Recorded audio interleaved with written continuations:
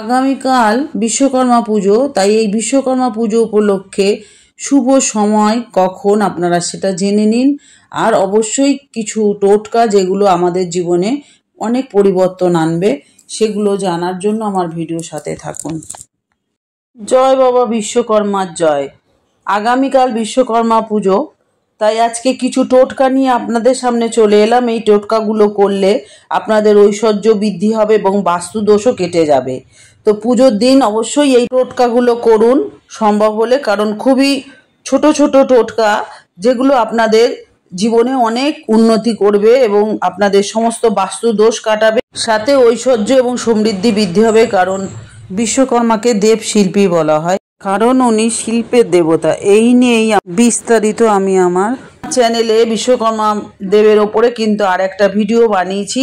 কেন 17 তারিখ বিশ্বকর্মা পুজো হয়, অন্য কোনো দিনে কেন হয় না, এর ওপরেই একটা ভিডিও করেছি। আপনারা অবশ্যই চ্যানেলটা ফলো করবেন, দেখতে পাবেন। আর আজকে আমি টোটকাগুলো বলবো, তার আগে বলবো নতুন হয়ে থাকলে অবশ্যই আমার চ্যানেলটা সাবস্ক্রিপশন করে পাশে থাকুন, সকলের সাথে শেয়ার করুন, লাইক ও কমেন্ট করতে ভুলবেন না, আর অল বাটনে প্রেস করে রাখুন।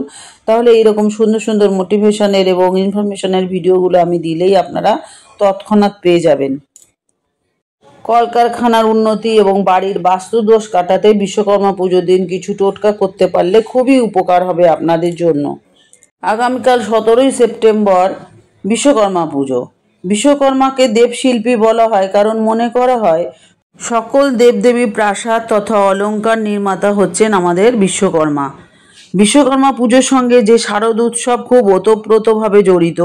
বিশ্বকর্মা পুজো এলেই মনে হয় দুর্গাপুজো এসে গেছে, বেশি দিন তো আর বাকি নেই। দুর্গাপুজোর মহালয়াও তো প্রায় দোরগোড়ায় এসে গেছে, একেবারে পাশাপাশি প্রায় আমাদের বিশ্বকর্মা পুজো, মহালয়া এবং দুর্গাপুজো। তাহলে ব্যবসা বাণিজ্য, যে কোনো শিল্প বা কলকারখানা, বাস্তু, এসব জায়গার দোষ কাটাতে পুজোর দিন কিছু টোটকা করুন, আপনাদের খুব উপকার হবে। প্রথমেই যেটা করবেন সেটা হচ্ছে আগামীকাল সকাল সকাল আপনারা স্নান সেরে নেবেন। স্নান করার সময় জলে কিছুটা কালো তেল মিশিয়ে নেবেন, কারণ পিতৃপক্ষ চলছে। তারপরে এই দিন বাড়িতে যা যানবাহন আছে, সাইকেল থাকুক, 2 হুইলার থাকুক, 4 হুইলার থাকুক, যা কিছুই থাকুক, সেগুলোকে প্রথমে ধুয়ে মুছে পরিষ্কার করে নিন। তাতে অবশ্যই ধূপ ধুনা দেবেন, একটু পুজো করবেন। কারণ যাদের বাড়ি যানবাহন থাকে তারা তো সেই যানবাহন করেই সারাদিন যাতায়াত করে, কাজকর্ম করে, সেই জন্য তাদের কাছে সেটা ভগবানের সমান। আর সবসময় তাকে পুজো করে রাখলে ভগবানের আশীর্বাদ আমরা পেতে পারি। আর বাড়িতে যদি কোনো লোহা লক্ষ্কর থাকে বা অস্ত্র থাকে, যে কোনো কিছু লোহার যেগুলো দিয়ে কোনো কাজকর্ম হয়, যেমন চাষি ও কোদাল লাগে, কাস্তে লাগে, তারপরে আরও সে ট্রাক্টর লাগে, এগুলো করছে। তারপরে যারা কলকারখানায় কাজ করে, হাতুড়ি, যেগুলো লোহার জিনিস আর কি, সবগুলোই আপনারা জানেন, ধুয়ে পরিষ্কার করে সেগুলোকে পুজো করবেন, ধূপ ধুনা দেবেন। ওই এমন করে যানবাহনগুলোকে ধুয়ে পরিষ্কার করে পুজো দিচ্ছেন, ওরকম করে এগুলোকেও রাখবেন। আর যাদের বাড়িতে পুজো হয় তারা ঠাকুরের সামনে ওই অস্ত্রগুলো রাখবেন। লোহা লক্ষ্কর যা আছে আপনাদের কাজের জিনিস, ওগুলো বাবা বিশ্বকর্মার কাছে রাখবেন। এরপরে বিশ্বকর্মা বাবার হাতে কিন্তু কাশফুল দিতে হয়।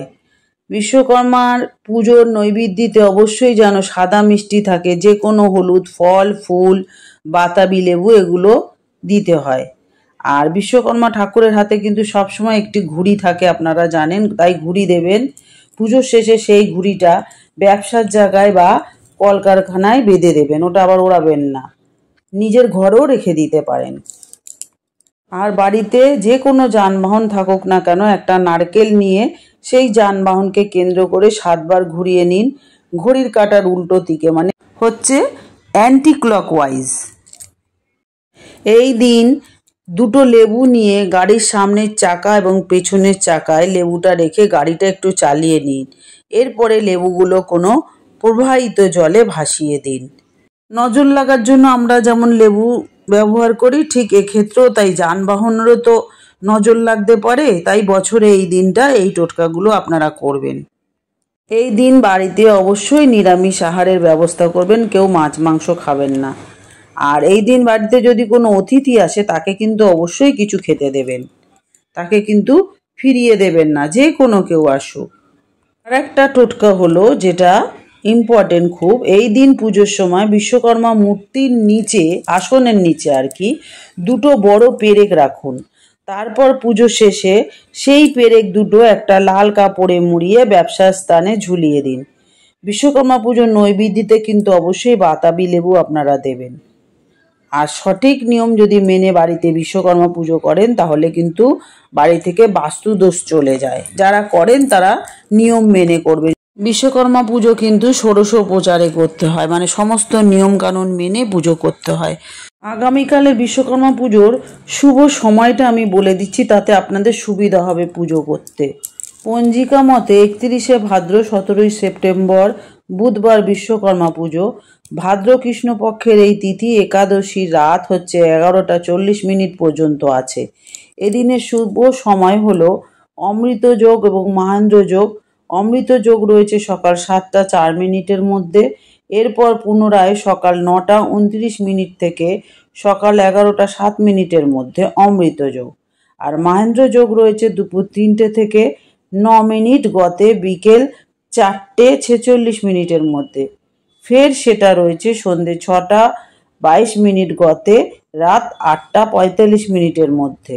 তারপরে পুনরায় 1টা 30 মিনিট গতে উদয় অবধি মাহেন্দ্র যোগ রয়েছে দুপুর 1টা 32 মিনিট গতে দুপুর 3টে 9 মিনিটের মধ্যে, পুনরায় রাত 9টা 45 মিনিট থেকে রাত 10টা 20 মিনিটের মধ্যে। এই মাহেন্দ্র যোগ এবং অমৃত যোগের মধ্যে পুজো করলে ভালো, আপনারা জেনে ঠিক মতন পুজোটা করবেন। তো যাই হোক, আজকে বলবো এতক্ষণ আমার সাথে থাকার জন্য আপনাদেরকে অসংখ্য ধন্যবাদ। সবাই সুস্থ থাকুন, ভালো থাকুন। আর বলবো, যদি ভিডিওটা ভালো লাগে অবশ্যই সকলের সাথে শেয়ার করবেন, তাদেরও উপকার হবে। তো যাই হোক, আজকে আসি, আবার দেখা হচ্ছে নতুন আরেকটা ভিডিও নিয়ে। জয় বাবা বিশ্বকর্মা, সকলের মঙ্গল করো, সকলকে সুস্থ রেখো, আনন্দে রেখো, ধন সম্পদ বৃদ্ধি করো।